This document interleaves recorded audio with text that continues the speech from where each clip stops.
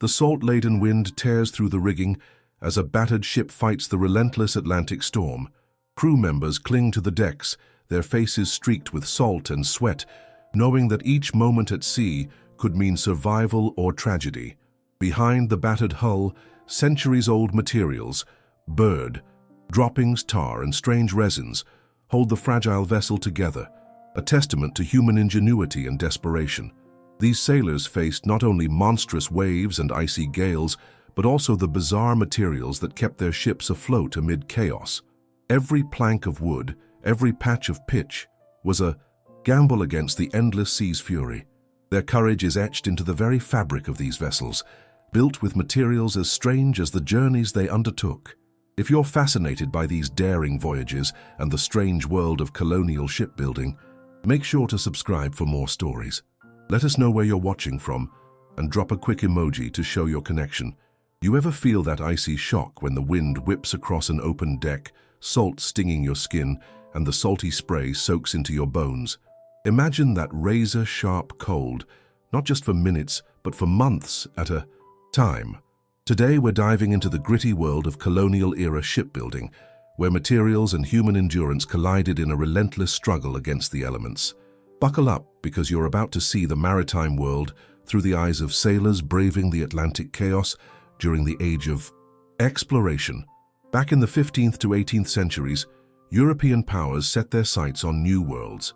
The ships they built for those journeys weren't your typical cruise liners. They were tough, often bizarre-looking vessels, crafted with materials that seem almost otherworldly today. Think about the sheer scale. Ships like the carracks and galleons needed to carry crews, cargo, and enough supplies to last long, treacherous months. Wood was king, but they didn't just use any wood. They selected specific types for different purposes, and sometimes those choices seem downright strange. Take the suki, guano, for example. Yes, bird droppings, which became a crucial material in shipbuilding and maintenance. They'd scoop up this bird manure from islands, not because it's shiny or pretty, but because it was packed with nitrogen. It helped repair and preserve wooden hulls which constantly faced rot from humidity and seawater. Think about what it took to collect and transport those massive quantities, sometimes tons, just to keep a ship afloat. And don't forget, the smell was horrific, a pungent, foul aroma that clung to sailors' clothes and their memories. Another oddity, the use of kakatar and pitch, sticky black substances derived from pine wood or coal, to waterproof the ships. Sailors would smear this goo over planks, sealing gaps and preventing leaks. It sounds simple, but imagine trying to spread molten tar on a swaying, salty deck while dodging the constant spray of seawater. This process was messy, dangerous, and smelly, the perfect recipe for blistered hands and smoky lungs. Yet it was essential. Those ships couldn't survive a single breach in their hulls. Now, if you think materials are strange, wait until you hear about the rara, a type of thick canvas made from hemp or flax used for sails. But what makes these sails unique? Some sailors used animal bladders to waterproof parts of the rigging or make small pouches. Others resorted to horsehair or even cork shavings to fill gaps or reinforce wood. You could say the shipbuilders were resourceful, sometimes downright bizarre, using whatever they had at hand, especially when supplies ran low during long voyages. Now, what about the lives of those sailors aboard? Well, if you think about the materials, cold, wet, and constantly under threat, you get a glimpse of their daily struggle. Imagine the hierarchy. The captain at the top issuing commands, with the master overseeing navigation and ship maintenance. Below, seasoned sailors and apprentices working tirelessly in cramped, damp quarters. The cabins were tiny, with shared hammocks, some just thick ropes with a ragged blanket. The noise, unbearable. Clanging ropes, creaking wood, shouting orders, and the relentless slap of waves. Life at sea was brutal. Sailors faced freezing cold at night, especially in the North Atlantic, where temperatures could drop below freezing even in summer, while the relentless sun baked. Others in the tropics. The ship's wooden walls, wet and rotting, became breeding grounds for disease. Malaria, scurvy, and dysentery claimed more lives than storms or battles. Imagine the despair of men weakened by scurvy, their gums bleeding, their teeth loose, their bodies skeletons beneath the pool. Salt-streaked skin. Food? The sailors' diet was basic and often rotten. Salted meat, hardtack bread, which could be infested with weevils, and dried beans. Fresh provisions were rare, and water often turned foul from algae and bacteria. Surviving meant ingenuity. Sailors would store water in man leaky, barrels mic and sometimes reinforced with animal bladders gas on tarma, which wasn't ideal but was better than nothing. They'd use smoke houses, small makeshift ovens, to dry meats or root vegetables, trying to ward off scurvy and starvation. Yet, despite these efforts, death at sea was common. Sometimes 1 in 5 sailors wouldn't make it back home. Navigation added another layer of challenge. Without modern GPS, sailors relied on crude tools like the astrolabe and cross staff, instruments that looked more like medieval relics than tech marvels. With these, they calculated their latitude by measuring the sun or stars' angles, but without accurate longitude methods, they often drifted off course, lost in the vast, indifferent ocean. The mental toll, enormous. Ships became floating prisons, and sailors faced the mental anguish of solitude, fear of storms, and the constant threat of shipwreck. All of this material use, all this hardship, reveals a fundamental truth. Human beings are remarkably resilient. The sailors' suffering and endurance give us a human face to these epic voyages. They faced the cold, the hunger, the disease, and the uncertainty, often with nothing but their wits, their will, and bizarre materials at hand. These journeys were more than explorations. They were stories of survival, human ingenuity, and the relentless pursuit of discovery, set against one of the most treacherous playgrounds the planet has ever offered, the open sea. During the colonial age, can you imagine how it feels to be crammed into a wooden prison on the high seas? The air thick with salt and rotting wood, the smell of vomit mingling with the rank odor of damp canvas, the cold, biting wind slicing through the cracks of the hull, cutting into your bones like 1,000 tiny knives. Your skin is raw from salt spray, and every breath feels like inhaling shards of frozen glass. Your stomach churns uncontrollably, and the relentless creaking of the ship becomes a haunting soundtrack to your suffering. Today, we're going to uncover the raw human side of those perilous voyages during the age of exploration. The stories of sailors and explorers, not just the ships or the maps. We're diving into the gritty reality of crossing vast oceans in fragile vessels, made with materials that seem almost barbaric by today's standards. But before we go further, if you love stories that pull you back into history's most intense moments, hit that like button now. And don't forget to subscribe and activate that notification bell. You won't want to miss what's coming next. Now picture yourself in the 15th to 18th centuries, the height of the Maritime colonial era. Ships were the lifelines connecting continents, packed with men willing to risk everything for discovery, conquest, and wealth. But these ships, no matter how mighty they seemed, were essentially floating nightmares. Built from around 2,000 trees, each vessel was a fragile marvel of human ingenuity, yet a death trap waiting to happen. The wood was often pitch and tar-coated to keep water out, but that made the inside a sauna of sweat and resin fumes. The crews, they were a motley bunch. Often young men, some barely out of their teens, pressed into service with little choice or training. The mortality rates? Staggering. Estimates suggest that about 20% of those who set sail never saw land again. Disease, starvation, storms, they all claimed lives. But it wasn't just legend, it was brutal reality. Imagine you're a sailor, maybe just 17, thrown into this chaos with a crew you barely know. Your first voyage? Exciting, yes, but soon the thrill becomes a nightmare. The ship rocks violently day and night, tossing you like a rag doll.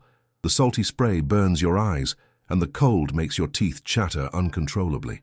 Your hands are raw from constantly tying knots and patching sails with rough hemp ropes. You can almost feel your skin drying out and cracking, your gums bleeding from the salt's relentless assault. But it's not just the weather, it's what you carry inside. The constant danger of scurvy, a disease that saps your strength, turning your gums into bleeding, rotting flesh, your teeth falling out like rotten fruit. Imagine your gums bleeding, your teeth loosened, your jaw aching with every chew. And when you're seasick, which is almost constant, your stomach rebels violently. You vomit into a bucket, the bitter contents burning. your throat, while the ship's creaking seems to mock your misery. And what about the ship's construction materials? Well, they were a patchwork of survival. The main hull, made from oak or pine, often up to 2,000 trees per ship. The planks were sewn together with iron nails and tree nails. Primitive but effective method. The internal framework was a maze of beams and braces, all soaked in tar to keep the water out. The sails? Heavy canvas, rough and coarse, soaked in salt by day and stiff as cardboard by night. Imagine trying to sleep in a cramped hammock, suspended above a creaking. Wooden floor covered in mold and mildew. But don't think it was just about surviving the elements. No, the human body underwent a transformation. Gengivas sangrando, teeth falling out, skin cracked and bleeding. These sailors, men and women, often looked more like walking scars than humans. And yet, they endured. Why? Because the promise of new lands, gold, spices, and the chance at a better life kept them going. It was a dangerous gamble, cruel but real. But it wasn't only physical hardship, it was psychological torment. Imagine staring at endless blue, feeling utterly alone amid thousands of miles of water. The ship's small cabin, barely big enough for a couple of men, became a prison. Darkness and the smell of damp wood and human sweat filled the air. The ship's creaks sounded like voices whispering doom. Every storm was a nightmare. Thunder crashing overhead, lightning illuminating the chaos, waves towering like monsters ready to swallow you whole. And when storms hit, the worst came. Water pouring inside through every crack, soaked sailors trying desperately to bail out the rising flood. The ship groaned and shuddered as if it was alive, screaming in pain. And if the storm was bad enough, it could break apart, sending men and their fragile wooden prisons into the abyss. It was a fight for survival, with death lurking behind every wave. But it wasn't just nature. Diseases spread like wildfire in these tight quarters. The crew's hygiene was horrible. No running water, no medicine. Scurvy, dysentery, typhus, all deadly. Sometimes sailors resorted to desperate measures, eating rotten food or even human flesh when starvation was certain. The ship became a floating tomb, silent except for the coughs, screams, and the splashing of waves. And yet, amidst all this chaos, sailors found ways to cope. They sang shanties to keep spirits up, even as they watched friends fall ill and die. They hid their fear behind bravado, but inside, they were terrified. Every creak, every shadow could be their last. The human body and mind were pushed to the limit. So what's the takeaway here? These voyages weren't just about navigation or exploration. They were about human resilience, about survival against impossible odds, about transforming from naive sailors into hardened survivors, molded by salt, storm, and suffering. If you want to learn exactly how they managed to stay alive through fire, ice, and despair, I've got a detailed breakdown in another video. Just click here.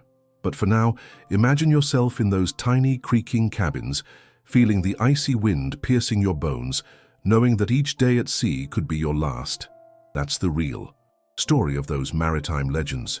Not just the ships, not just the discoveries, but the raw, unfiltered human experience.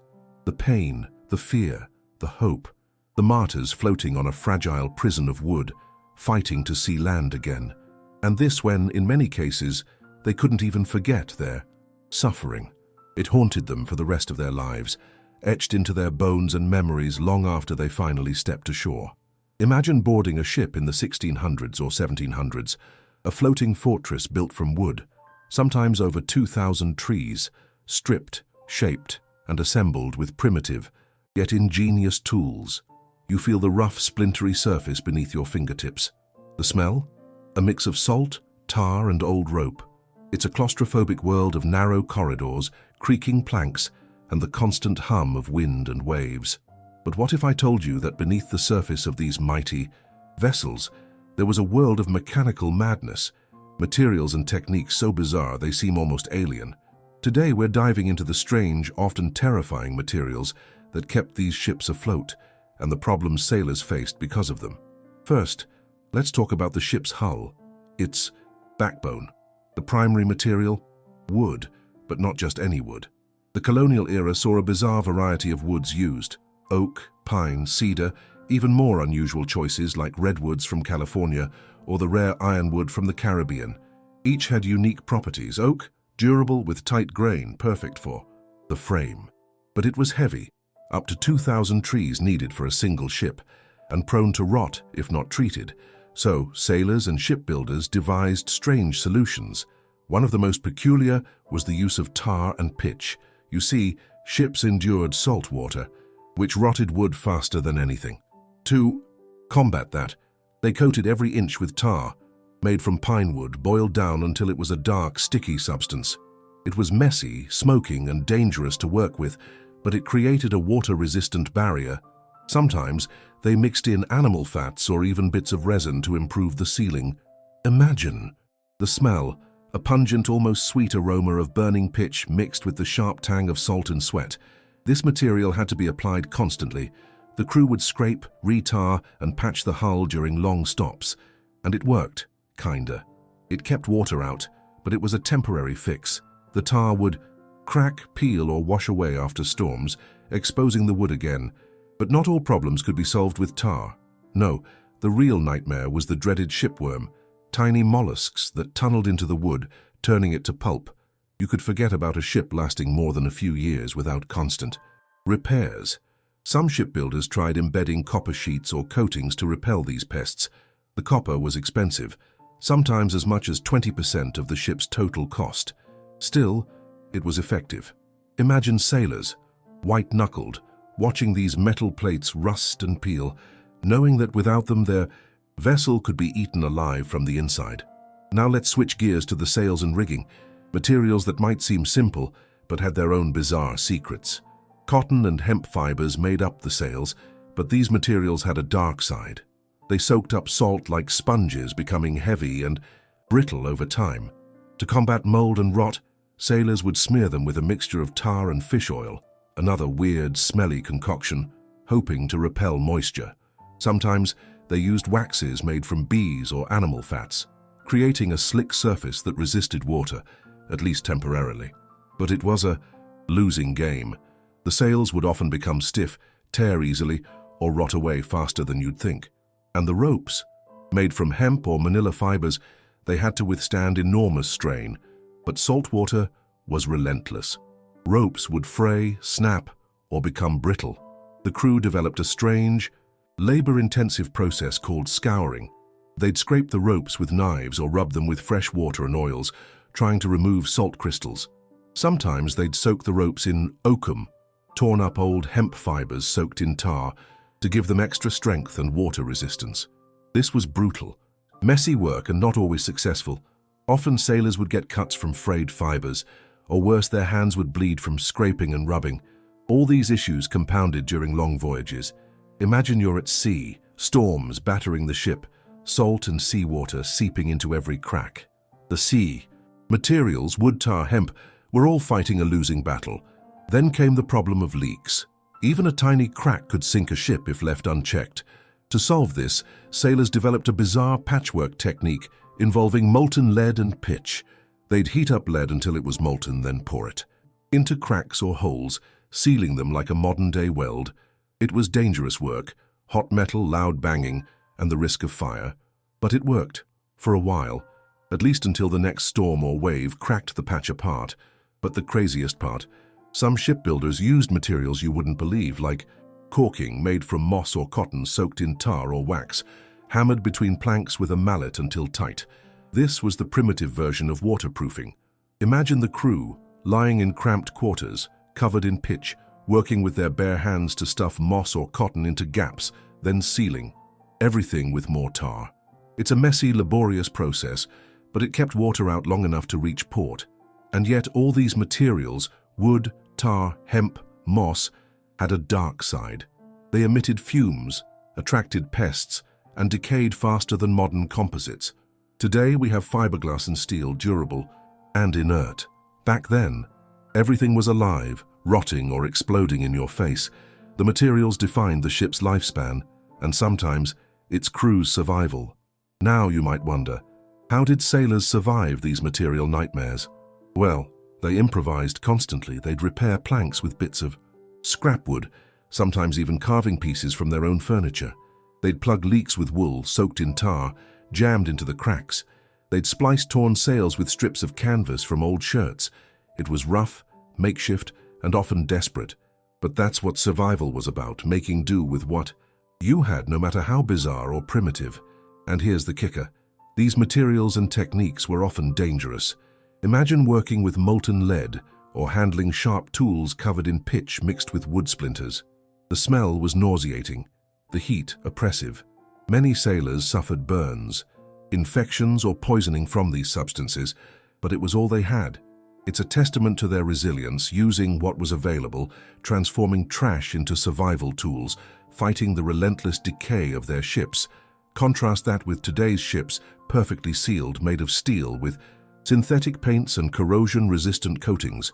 We have sensors that detect leaks before they happen, materials that last centuries. These sailors, they had crude, bizarre materials, fighting a constant war against decay, pests, and the deadly salt. Their ships were a patchwork of strange substances: tar, moss, copper, molten lead, each piece hiding a story of desperation, ingenuity, and human perseverance. If you want to see exactly how these materials shaped survival, I've got another video for you, but for now, just picture yourself as one of those sailors, clutching a torn sail, smeared with tar, patching a crack with moss, knowing that every patch, every repair, is a matter of life or death, that each strange homemade fix carried the weight of human hope. Because in the age of wooden ships and bizarre materials, survival came down to resourcefulness, turning the weirdest stuff into a lifeline. And that's what makes their story so fascinating. Imagine yourself standing on the deck of a creaking wooden ship hundreds of years ago. The salty air stings your nostrils, thick with the scent of tar, mold, and brine. Below your feet, the planks are warped, groaning under the weight of 1,000 storms. The crew around you? They're hardened souls, battered by the relentless sea, surviving with makeshift tools and bizarre materials that would make any modern engineer shudder. But back then, those odd choices were life itself. So, let's dive into the wild, gritty world of colonial naval construction, how sailors fought decay, pests, and the deadly salt, with a toolbox full of strange, sometimes horrifying materials. First, picture the ship's hull, built from oak. Yes, but that was just the start. To keep these vessels afloat, sailors had to patch leaks in a hurry. Imagine a furious storm, the waves crashing over the gunwales, soaking every inch of wood. The crew scrambles, grabbing bits of scrap wood, maybe a broken chair or even a fragment of the ship's own spars, and hacking them into rough patches. They'd smear these with tar, thick, black, sticky, and jam them into cracks. But tar wasn't just a glue, it was a weapon. It sealed, waterproofed, and kept pests out. Still, it was cruel. The fumes alone could cause headaches, dizziness, or even burns if handled without care. Cruel, but real. Because beyond that, they had to contend with feral pests, termites, rats, even mold. To fight these, sailors used copper sheathing shorrows on the hull. Copper was expensive, but it kept barnacles and shipworms at bay.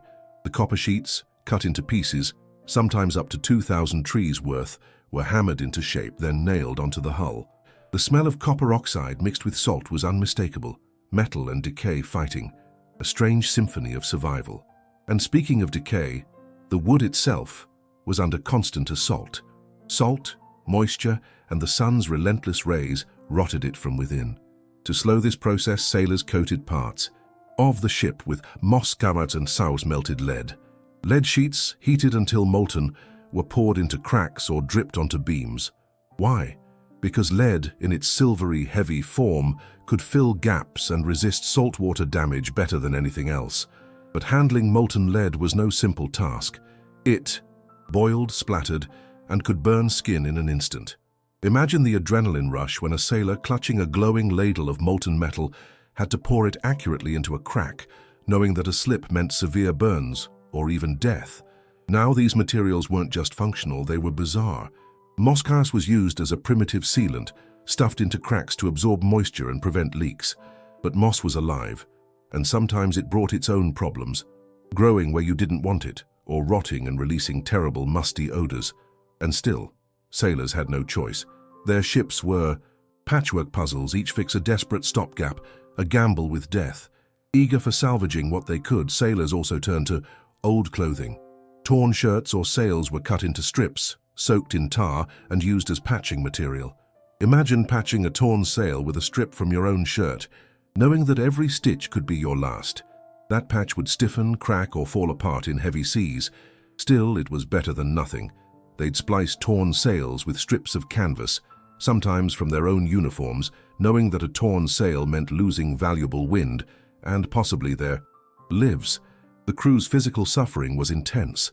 Imagine the cold, cruel wind slicing through wet clothes, the salt cutting into skin like tiny glass shards, gums bleeding, teeth falling out, fingers numb and bleeding. Many sailors suffered from infections, their hands raw from patching, their bodies weakened by malnutrition and constant exposure. The mental toll? Imagine the anxiety, the fear that each crack or leak could be your last. The ship was a floating prison, and every repair was a gamble, a patch in a game of life and death. But even with all this chaos, these sailors weren't just improvising. They were transforming trash into lifelines. Every scrap of wood, every patch of moss, every strip of old fabric was a testament to human ingenuity and resilience. They faced storms, pirates, disease, and despair. And somehow, they endured. Here's the kicker. These ships, these crews, they were fighting not just the sea but time itself. The salt, the pests, the rot. They constantly attacked. To combat this, they'd paint the ship's hull with tar-based paints, coating every inch to prevent decay. They'd apply copper sheathing, lead patches, and tutarmot, an arsenal of bizarre materials to keep these fragile wooden giants afloat. But no matter how much they fought, every day was a battle against inevitable decay. And that's where the human story hits hardest. Think about the man who, after days at sea, finally patches a leak with a rag soaked in tar, his hands trembling from cold and fatigue. Think of the crew member who, covered in cuts and splinters, keeps going, driven by the hope of reaching land. These sailors, often anonymous, endured physical pain, mental torment, and the constant threat of death. They became hardened, almost unrecognizable from the men who first set sail. Their scars weren't just on their bodies, they were etched into their souls. Today we have ships built from steel, coated with synthetic paints, with sensors that detect leaks before they happen. Our materials are sophisticated, our repairs swift.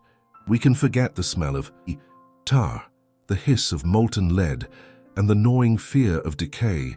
We're protected by technology that these sailors could only dream of. But let's not forget the human cost. Those brave souls who fought against impossible odds, patching their ships with whatever they could find, enduring horrors others would run from. They shaped history with grit, sweat, and makeshift fixes. Their sacrifices are the backbone of our maritime legacy. Without them, our stories of exploration, colonization, and adventure would be impossible. So, next time you see a modern ship gliding smoothly through the water, spare a thought for those anonymous sailors, patching their ships with bizarre, primitive materials, living proof that human resilience doesn't just survive, it transforms chaos into triumph. If you want to dive deeper into the crazy materials they used or learn more about how they survived the brutal life at sea, check out my next videos. Don't forget to like, subscribe, and hit that bell, because the sea still whispers stories of courage, sacrifice, and ingenuity. These sailors, they remind us that no matter how rough the waters, human spirit can endure anything. And that's a legacy worth remembering.